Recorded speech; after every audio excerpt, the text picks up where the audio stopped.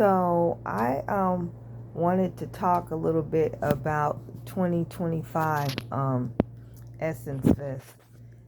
As most of us know, the Essence Fest is now owned by African people.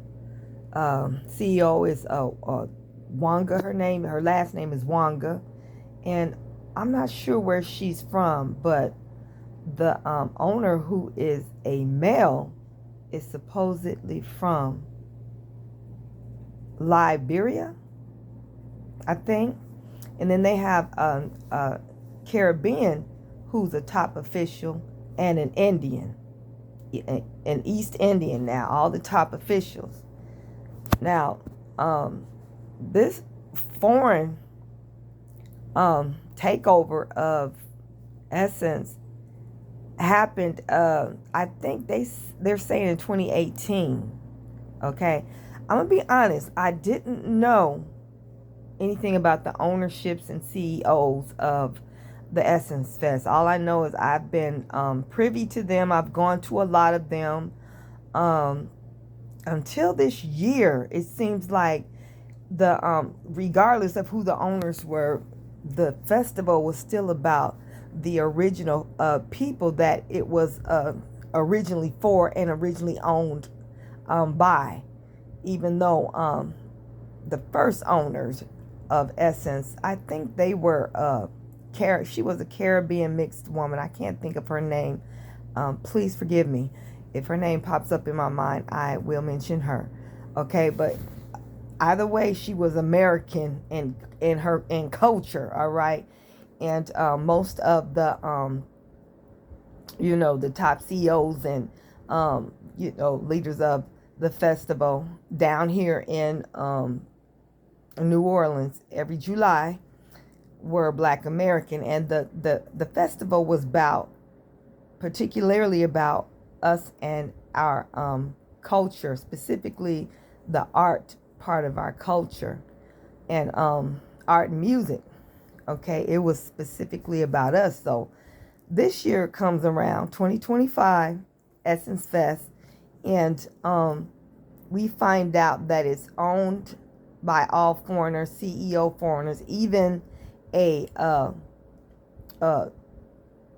East Indian is at the top, is on the board of directors. Okay. It no longer belongs to us. It hasn't belonged to us for a minute. These people slipped in, and now they are slipping in their culture, and it's no longer, or this year, it doesn't seem like it was about us, according to the people who went. Because for some weird reason, in the last few years, I haven't been interested in going. I've gone in previous years, but this last few years, for some reason, I don't know. And this year, the shit hit the fan. Okay, so I heard they were comparing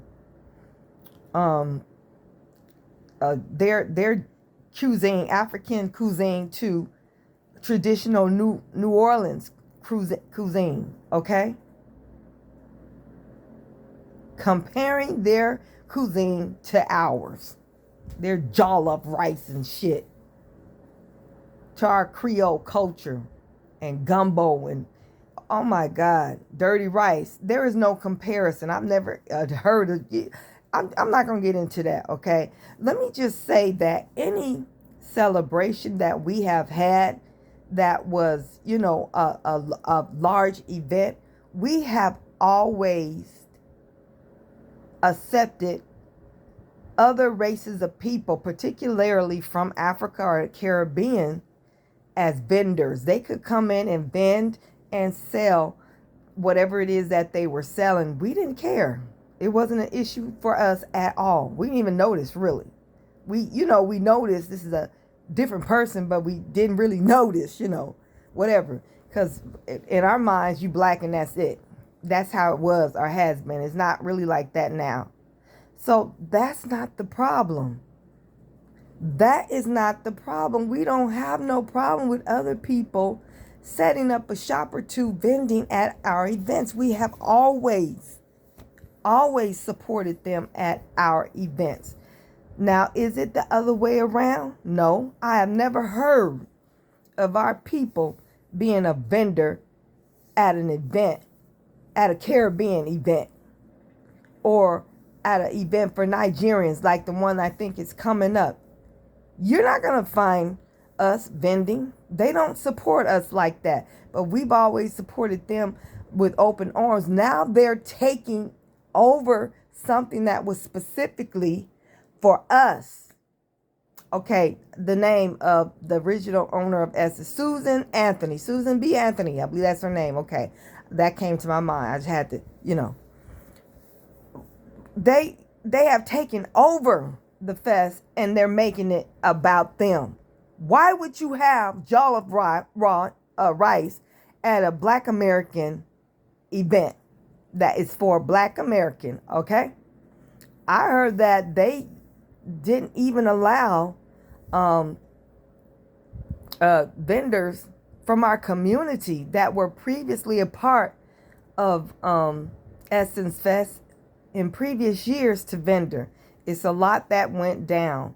A lot of artists complained. Anita Baker, she complained. Mia X complained. Now, mind you, the reason why Essence Fest had a low turnout had much, much more to do with the present economy and the fact that people just are not traveling. They don't have the money that like they used to have. Rent is super high. Food is super high. It was economic, but more people are catching on to the fact that it's also a culture. Okay, it's no longer about us. It's about somebody else. They slipped in and bought this Black American event right up under our noses. And I think they did in 2018. And now they're really slipping in. They have really slipped in their cultures from their different, wherever they're from. And now they want to, it's supposed to be, I guess, a diasporan thing now. So a lot of us are online and we're putting the message out that we're not going to attend Essence Fest next year. We're not doing that because you're not going to take over our shit and make it into something that has nothing to do with us and expect to get our support. You will not be getting our support anymore. Okay. Y'all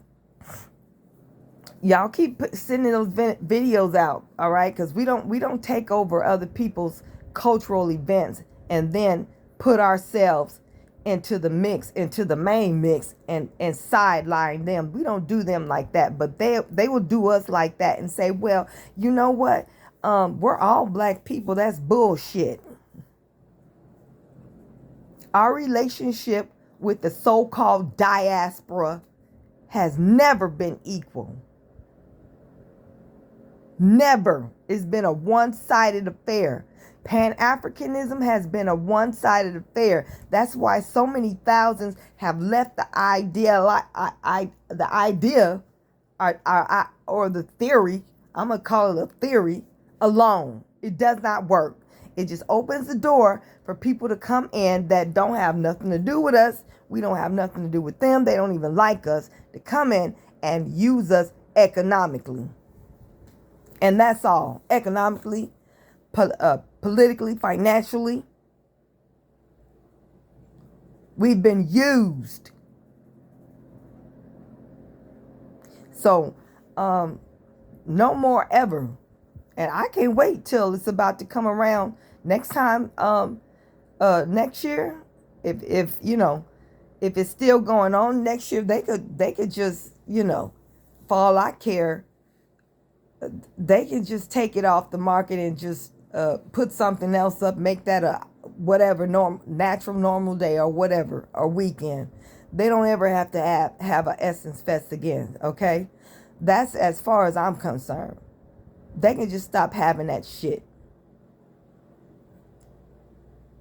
So next year I definitely will be out there putting public announcements out to not go to Essence Fest. Do not spend your money on that shit.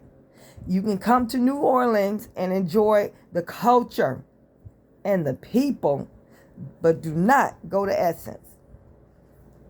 Our celebrities should not go to Essence ever again and perform.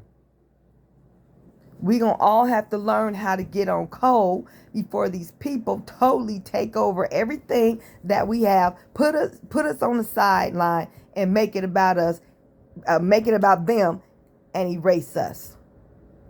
We got to stand up. We don't do that to them, and we shouldn't let them do that to us, period. It don't matter about color. We were on the color thing. We were on the color thing for over 100 years, and they were on something else. So we're done. The gravy train is over. All right?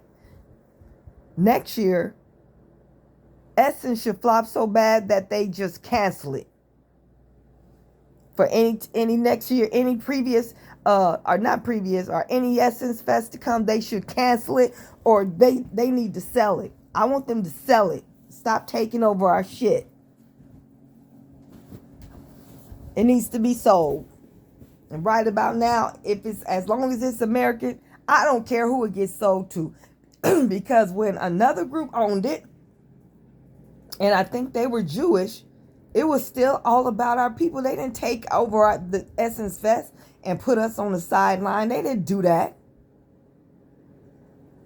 So they need to sell it. We're going to demand that they sell it to an American and make it about Black American culture, Black indigenous culture, American culture. All right? So we're in a very, very vulnerable stage in our development as indigenous Black Americans. We're very vulnerable. We've been taken over. We have been compromised. We've been compromised. You know what? Because of our socialization, as seeing everybody who look like us as the same as us and expecting them to act or feel the way about us, the same way about us that we feel about them, and expecting them to have a sense of brotherhood that we have towards them, it don't work like that. We weren't taught right. We were brainwashed, misled, okay? That's not how the world works. I've heard plenty of stories of our people who have moved to different countries in Africa and talk about the attitude of these people. Some of them treating you the way white folks treat you here in the States. The dismissal, the being used, paying triple the price of items. They treat you worse than they treat other people who don't look like any of us. Just put it that way. Other people get the red carpet and they show you, for the most part, their ass. Now, I'm not going to say every last one of them because it's not true. But if you talk to the people who have actually been there, they will tell you that you might be able to be close with 5 or 10% of the people. The vast majority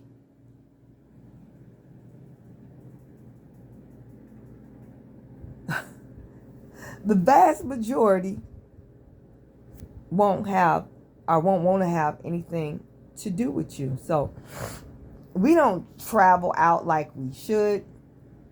We haven't traveled, like we should have in the distant past, or we'd have knew this a long time ago. So now a lot of us are coming together and getting on code with Lineage. We're about Lineage now. But you have so many of these other people who look like us or similar to us, and they don't have the accent no more. They have the ability to come into what we're trying to do and sabotage it at any moment. We are in a very dangerous situations with a S at the end. Very dangerous. We can be sabotaged and compromised unbeknownst to us at any minute because we still have this ignorant as open door policy. You can come to the cookout type of mentality, even though we're stepping away from that as a people, but not enough of us and not soon enough.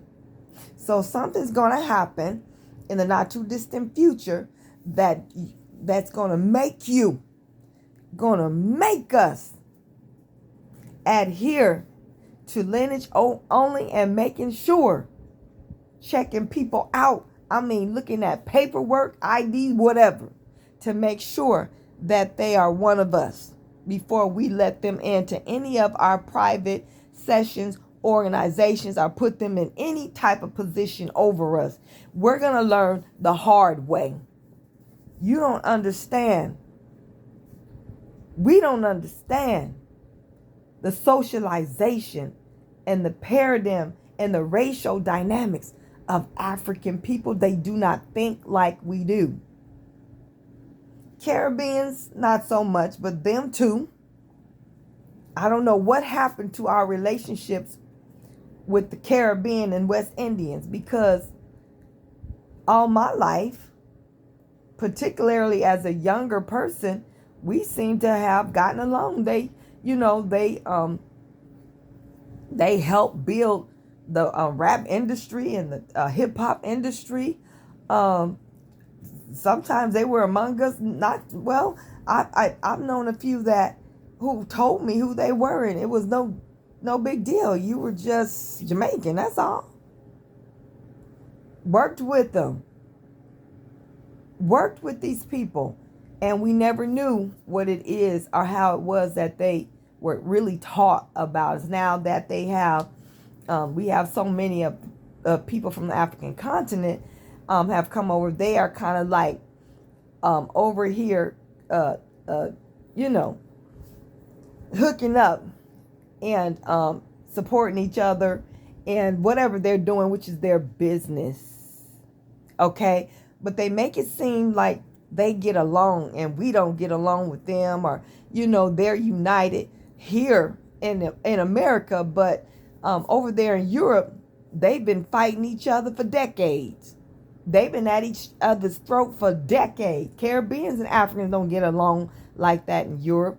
They only come here when it comes to us, and they unite. All right, to a certain extent. To a certain extent. But like I said, that's their business. But don't let them think that they have been lovey-dovey and close all of these years all over the globe. That's a lie. They are lying. That's just not true. So we're going to have to, in our, efforts to get on code and to support our people and our lineage and make sure that we run our organizations, that our organizations, our festivals, our get-togethers, our celebrations, or whatever, mass celebrations, stay focused on us and our culture, because we're not trying to overtake nobody's thing. So we cannot allow them to do so to us. And I mean nobody. All right. So some chick was online with being very, very arrogant, talking about, you guys should have bought it. Why didn't you buy Essence? Well, one of our organizations was trying to buy it, but the people who were selling it would not sell it to us. Now that's your answer. Okay? So since Essence is no longer about us, we will no longer be about Essence. We don't care how good the economy gets. A lot of people, it's going to keep flopping until it's like not bringing any revenue to the city, and they end up with more and more deficits, and they can just cancel it out. All right, until they sell it to a person that's going to rebuild it, or a company or whatever who's going to rebuild it and make it about us like it's always been. All right. And now we have to be very careful when we get together and we're trying to support our people and what we're about, and or we're trying to form organizations to fight systemic racism or whatever, we better be careful who the hell we let in, because they gonna come in as spies. All right, and we already have to deal with that with our own people. Y'all better get ready. You better get on code. You better get on code. You better be about your lineage like everybody else is about theirs. I'm telling you, what's coming is not going to be nice.